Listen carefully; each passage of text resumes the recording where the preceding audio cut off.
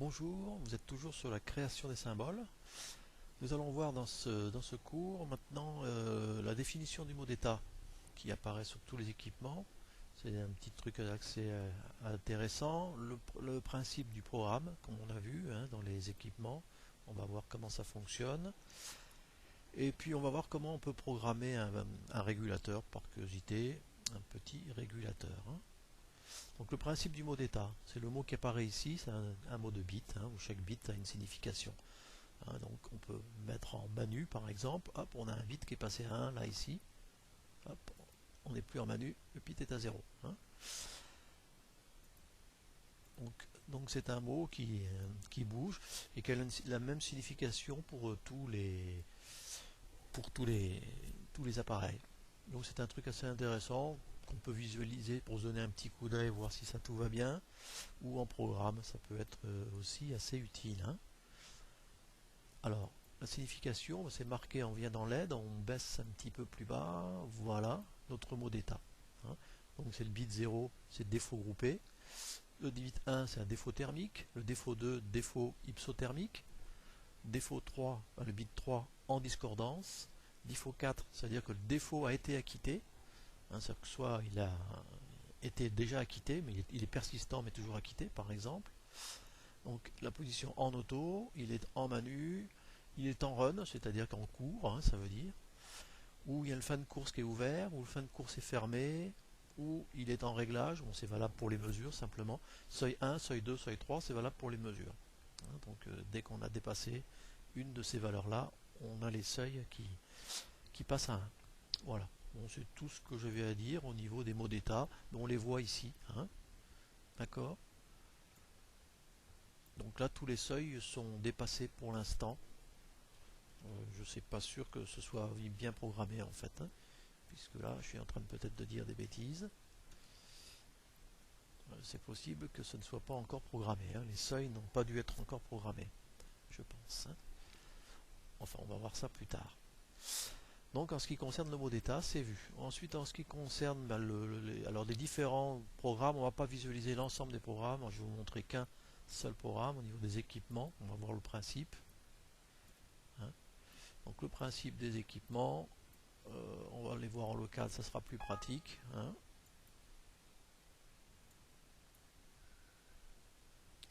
Voilà. Donc en fait, il y a un index ici et on va scruter tous les équipements. Alors chaque équipement, le symbole commence par un T. Donc comme une table en fait, c'est la table des équipements. Donc TEQP, ça veut dire table des équipements. Pareil pour les doubles, on peut aller voir juste par curiosité sur les doubles. C'est le même principe sur les doubles. Donc il y a les T doubles, ça c'est la table des doubles. Donc on revient sur les équipements. T équipement. Voilà. Et underscore, après donc il y a ça c'est la table des équipements, underscore le thermique, l'underscore l'IPS, l'isothermique, l'arrêt, la position arrêt, en remote, en local et compagnie. Donc ça, on verra ça plus tard, enfin on voit ça maintenant. Donc le principe c'est quand il y a une init ici, l'init ça a été défini dans cette section là, c'est une init, ça dure 5 secondes, comme ça on est tranquille, puisque l'initialisation ça peut prendre un certain temps, donc on initialise pendant 5 secondes, le programme ne tourne pas. Donc on initialise donc on set notre défaut thermique, on set l'IPS par défaut, on set la position remote, on reset le local, on n'est pas en local. On reset le lock, on n'est pas locké, donc l'équipement est disponible, ça veut dire. On reset la cellule et on reset le défaut. Pour l'instant, je vous en dis pas plus. Ensuite, il y a le RAZ des télécommandes. On RAZ la télécommande dès qu'on n'est plus en manu, ou quand on n'est plus en remote, ou qu'on est en local, ou qu'on est locké, qu'on est verrouillé, donc, ou qu'il y a la cellule, on reset la télécommande. Ensuite, la commande de la sortie équipement, donc ça peut se faire soit, donc là, il faudrait que ça puisse aller mieux. Donc c'est un peu long, bon, ça ne veut pas y aller, tant pis. Donc ça peut se faire soit en automatique, soit en manuel. Donc si c'est en automatique, ça va être commandé par l'underscore C, T équipement underscore C. Donc là, c'est pour commander l'équipement en automatique. Donc en automatique, on ne va agir que sur la variable underscore C. Et en manuel, bon, en manuel, on va agir sur la variable underscore TC. Donc ça peut se faire automatiquement par la vue ici, par exemple. Voilà. Donc ici, quand je fais en manu, pardon. Ah oui, il faudrait se mettre en ligne, donc on peut pas se mettre, on va pas se mettre en ligne pour l'instant. D'accord. Ensuite, l'acquittement des défauts. Bon, ben, on acquitte les défauts, etc. Bon, je vous montre le principe. Là, il n'y a pas de discordance. Là, la tempo de discordance. Donc là, ma sortie est à 1, j'ai pas le retour de marche. Ou ma sortie n'est pas 1 et j'ai mon retour de marche. Donc ça dure. Alors ici, ma tempo de discordance, TD qui doit être supérieur à 0, on peut la mettre à 0. À ce moment-là, il n'y a plus de discordance. Donc j'ai une base de temps d'une seconde qui est fournie par les utilitaires ici, une base de temps d'une seconde, et j'incrémente un mot spécifique qui s'appelle underscore TDM.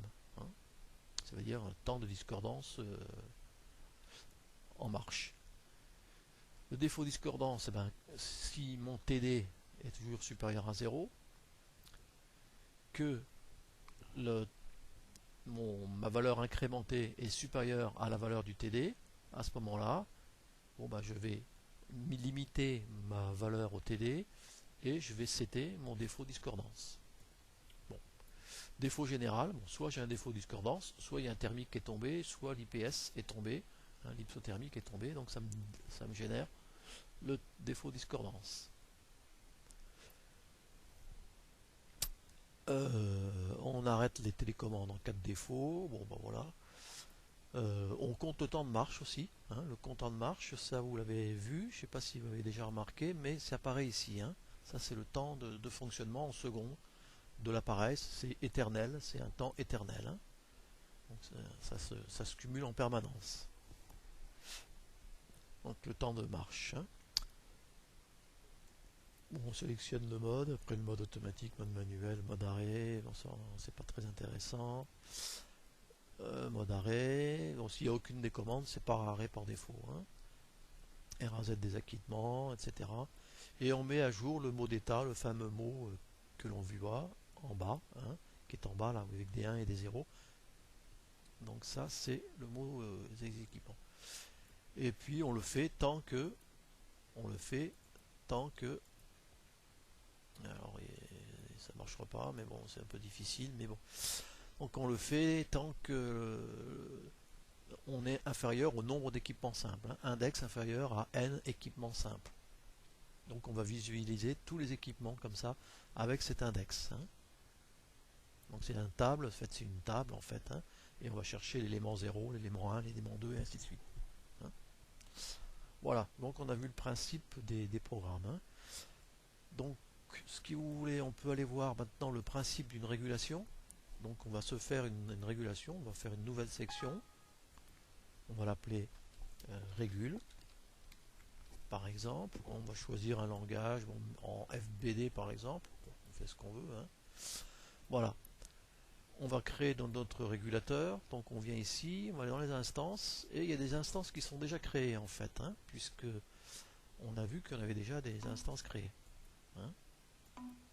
Pardon. Là, nous, ce qui nous intéresserait, c'est de voir l'instance SIC vis3. Donc, on revient sur la régule, on vient là,